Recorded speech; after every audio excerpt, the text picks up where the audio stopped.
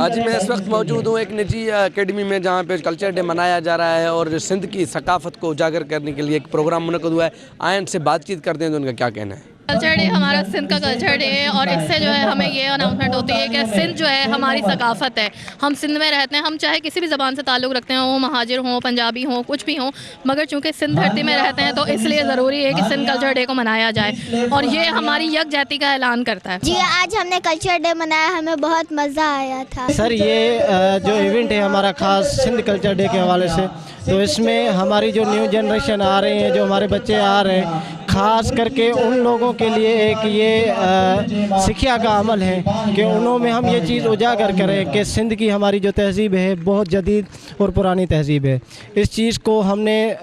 इस culture day के हवाले से जो है उजागर किया है कि हमारा जो नौजवान है उसमें इस चीज़ की आगाही आए कि आगे जाके इनको भी अपने कल्चर से मोहब्बत हो और अपने कल्चर की मुकम्मल नॉलेज हो। आप सब ने देखा होगा कि जो शाइनिंग स्टार की तरफ से यहाँ पर कल्चर डे मुनक्किद किया गया, उसको देखकर यहाँ पर काफ़ी खुशी हो रही है और ये भी महसूस किया जा रहा है कि जो हमारी नई नस्ल है, जो हमारी यंग जनरेशन है, उसको किस तरह से शाइनिंग स्टार में प्रमोट किया जाता है। बिल्कुल, आपने इनकी बातचीत सुनी तो इनका कहना है कि सिंध के सकाफ़त को उजागर करने के लिए हमने ये प्रोग्राम मुनक्किद किया है इस एकेडमी में, तो यहाँ पे जो नौजवान है उसको पता चले कि सिंध की सकाफ़त क्या है। कैमरा टीम के साथ समीर शाह, वश न्यूज़, नवाब शाह।